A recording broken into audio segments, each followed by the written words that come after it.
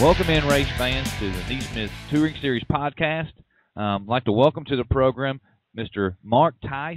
He's a driver out of Greenville Speedway. He's a weekly series driver, which you're the first weekly series driver we brought on the Touring Series podcast. But that's because there's big news coming out of Greenville. You guys went out there on the gumbo and brought home a win for the Bill Stein $135 shock package. First of all, talk us through the race. Well, we got the shocks in on Friday night and put them on the car, scaled it up, and got to the track. And car was kind of tight at first. Took a little bit of getting used to the shock package itself, and made a few changes. And at the end of the race, the car was just on a string, just on a rail, just to do anything I wanted to do. So right out of the box, you guys, you go to the track. I mean, it felt good coming off the trailer. Yes, sir. Just right off the trailer. It was like a totally different car up underneath me from what I've been having. Now, without saying any brands or throwing any brands under the bus, kind of give me a roundabout ballpark figure what you guys were spending on shocks and the results you were having versus what you spent now on these shocks, the Bill Stein shocks, and the results you're having. I mean, is it night and day, money and results? Pretty much. I mean, we were spending in the neighborhood of $2,500, $3,000 on shocks. Ooh. And this deal here is, I think you can buy the whole package for $1,350. It's just, it's going to be a lot better for the racers, I think, in the long run. Well, I mean, so that I didn't write the figures down or without doing the math, but you had money to spend elsewhere on the program that usually was tied up in just shocks. So, I mean, have you noticed that already, that part of the savings that you could spend elsewhere on the car? Well, I haven't noticed it yet, but I'm sure you're right. I mean, mathematically, there is more money to spend elsewhere. Huh. So, I mean, with the diesel costs the way they are, I mean, everybody's looking for diesel money, I'm sure. Oh, yeah, no doubt. And there's other expenses involved in it, too. I mean, you're right. I mean, the shocks being, the package being as cheap as it is compared to the other shocks, it's just, in some people's eyes, it's going to be a blessing. Well, let's go back to the event that you won there, the weekly series race. I mean, you're going up against guys, the Bobby Jordan, the Duke Palacini, Mr. Carpenter, but you walked the dog on him this weekend, didn't you? Well, it was a good race for us. You're right. Greenville has some awesome talent. I mean, they've got some. I think 3 of the top 10 were out of this region. We're from Greenville track. I think we had 2 more that was just right outside the top 10. So it's really, really competitive, and to come out and win like we did was felt pretty good. Well, you're always going to be the first driver to get Bill Stein shocks their win with their first win with the $135 shock package. So before we let you go, I want you to thank some of your sponsors and thank the guys that help you run up front. Yeah. Well, first off, I'd like to thank the guys that helped me. They've been with me from through the good times and the bad time. As Ricky Strange, he's my so-called crew chief. He's been with me for a long time. Eddie Roberts, Paul Payne, all the guys at the shop, they know who they are. I'd like to thank my sponsors, Precision Marine, M&I Electric, Command Industrial, and I actually picked up a new one this year. That was the first race for them, was Greenville Paint. And it felt good to get the first win with the new sponsor. Well, Mr. Tice, we're certainly going to look forward to seeing you guys down there at Greenville. You know, we had rain out the rumble on the gumbo, but I think we got 2 or 3 more events, so hopefully we'll run into each other down there in the pits. And I appreciate your participation on the National Touring Series podcast. Yes, sir. I'll talk to you.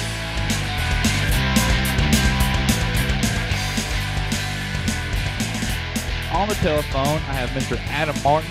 He's a Talladega Super Late Model pilot who's coming off his second victory in a row using the 525 motor. Adam, talk us through the last 2 wins you had on this motor there at Talladega. Yeah, it's been a real good deal. The motor, it's a little more competitive than everybody would think it would. When you think of crate, a motor, they're thinking of like a 602 or 604, but this thing's really got some horsepower. The first win, it was qualified 6th overall. They draw to invert, but the first win they drew a 4, and that the inversion didn't affect us. So we started 6th and had to really get up on the wheel to get to the front. At one point we got to 2nd and then fell back to 4th, and just by about lap 22 we took the lead and just held on to it from there. And then the second win we qualified 6th again, and my dad actually sat on the pole with a 525, and they drew to invert and he drew a 6, so that put us on the pole. The track wasn't as racy. He started 6th and worked his way up to 3rd, but as far as me winning, it was, I just got the lead on lap 1 and led every lap. Now, it's pretty common knowledge amongst the dirt late model community, at least in the region, that when you go to Talladega, you better bring your big boy britches, because you have to contend with the likes of Stacy Holmes, Tim Roselle, Jason Hyatt.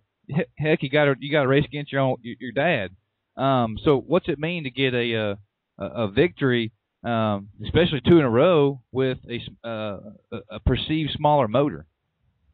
Yeah, it's really special, because I grew up watching, Stacy and my dad and Tim, Danny, Terry Smith. I grew up watching them since I was, 5 years old, playing in the dirt with cars.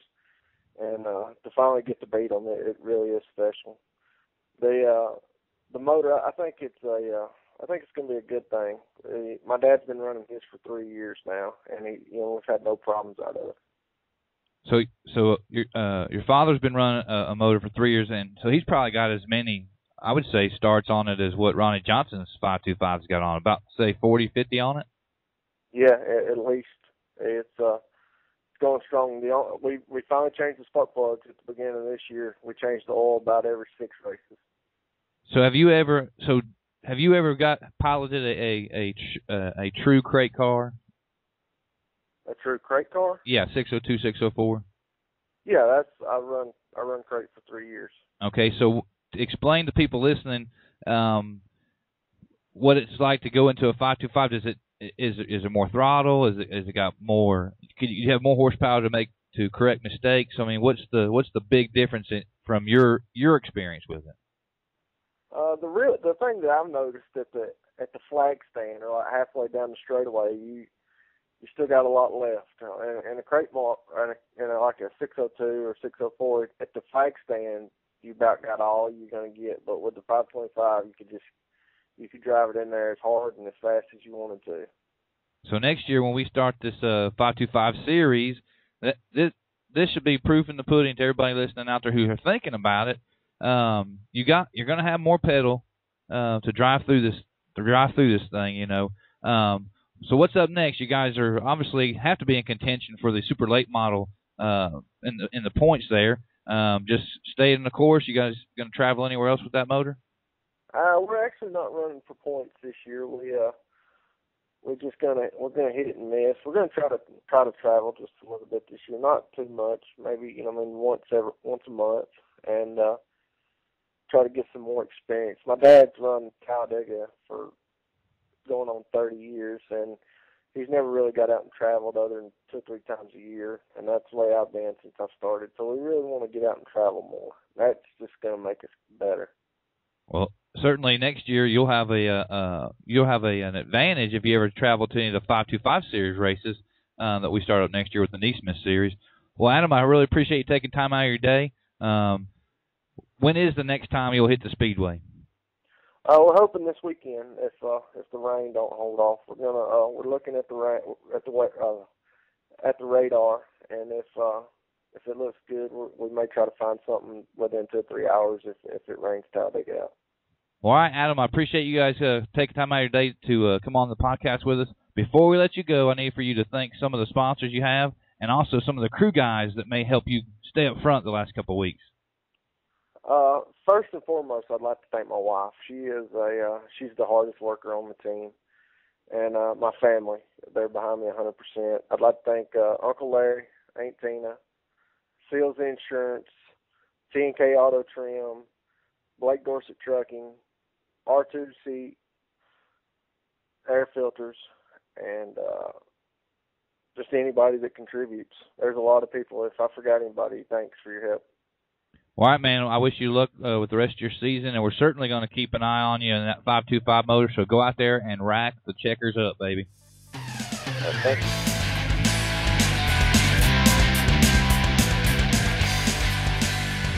All right, NeSmith fans, welcome back into the National Touring Series podcast. On the telephone, promoter of Albany Motor Speedway, Mr. Ben Sumner. Ben, the Touring Series makes a stop there on April 27th and 28th. You guys have got to be excited to have us come in there and help out the show. Man, I tell you what, we are plumb excited, ready to go, and just looking forward to it, and a great weekend as we team up with the American Cancer Society for this event, and I know it's going to be a barn burner. Well, actually, I've just finished talking with this past week's winner there, Larry Herrott. He gave us a great preview, but from a promoter standpoint, what can fans who may be making the trek to Albany to see this race, what can fans, drivers alike, expect out of the small bull ring that Albany is? Well, I tell you what, they can expect some great side-by-side racing. We have a lot of great drivers in all our divisions there at Albany Motor Speedway, and the track's been great this year. Side-by-side racing. We've had 4 different winners in 4 of our NeSmith events on a weekly series, and it's just been unbelievable. I mean, the fans are loving it, and the racers, I mean, they are enjoying it as well, and the competition has just been unbelievable this year. Now, Albany, if I'm not mistaken, it reopened last year. What's the history of the speedway there? Well, it was built some years ago as an asphalt racetrack, and in 2008, they put dirt on it and reopened it and ran a few races in 2008, and then went full-blown schedule in 2009. So, and I've been affiliated with them since about mid-season of 2009, and we've been pretty successful, and it's just a racy little old place, and a lot of good competition. Just to give you an idea, we run 5 divisions there on a weekly show, and in our first 4 races, we've had 19 different winners. So, I mean, it's a good little racetrack. It's D-shaped, about 105 foot wide, and they can really get around that place pretty good. Yeah, Mr. Harrod said that by the time you exit one corner, you better be ready for the next. Yeah, it's exciting for sure. Now you have a group of guys, I believe, that run or manage or work at the place, and one of them is a regional hot shoe, Skip Pinnell, isn't it? Yes, sir. He is actually one of the owners, and Skip has a lot of racing experience and a lot of wins under his belt and championships, and just a great competitor. And you know, he runs a limited schedule now, but he is one of the owners of the Speedway. Tell us a little bit about the events that'll take place the 27th and 28th, and how fans can learn more about it, the website, ticket prices, and whatnot. Okay, you can go to albanymotorspeedway.net for all the information on ticket prices, scheduling, and what's going on through the weekend. And, of course, on Friday night, we'll have a full NeSmith program, you know, with qualifying and B-mains and the 40-lap main event paying $2,000 to win.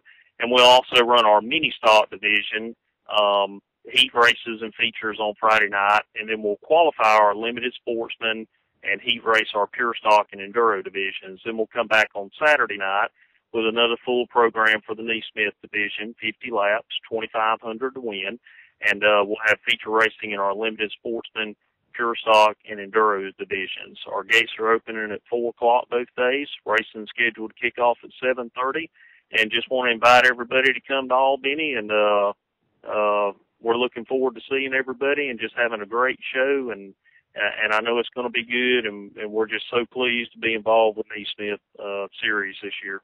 Well, before we let you go, let's also mention that you guys also signed on for another race, the 4th of July weekend. That time frame, you guys signed on for a night? Yes, sir, we did. That July 7th, Saturday night, we'll have a 50-lapper paying $2,500 to win in conjunction with the East Alabama Motor Speedway and Mr. Edge and them down at Penton Speedway. And we'll be having a huge fireworks show that night, and I just think that's going to be just such a marvelous opportunities for the racers to come down and have a great week of racing there, and a lot of money up for grabs, and just think it's going to be a wonderful event. So not only do we got a weekly show there with the NeSmith Weekly guys, but 140 laps of the touring series this year at Albany. You guys are definitely are becoming somewhat of an anchor for us. Before we let you go, thank some of the track sponsors and give the website again. All right, we've got so many track sponsors. Budweiser is one of our main sponsors with us. They came back on board this year. Just so many of them, and you can get them all off our website at albanymotorspeedway.net. We've got some sponsors coming on board for this event. ASAperformance.net is going to help us out with some stuff, and there's just so many to think of and so many to list. DeMont Tractor Company out of Moultrie, Georgia, and the list goes on and on. We have several sponsors, and we have our division sponsors for each class. Tyson Steel Company out of Dover, Georgia is our weekly sponsor for the late model division there at Albany Motor Speedway. And we just want to thank all of them for their contribution to help out the racers as well as the Speedway. We certainly appreciate you taking your time out of your morning to speak with us, and we'll see you guys next week on April 27th and 28th, Ben. Sounds great.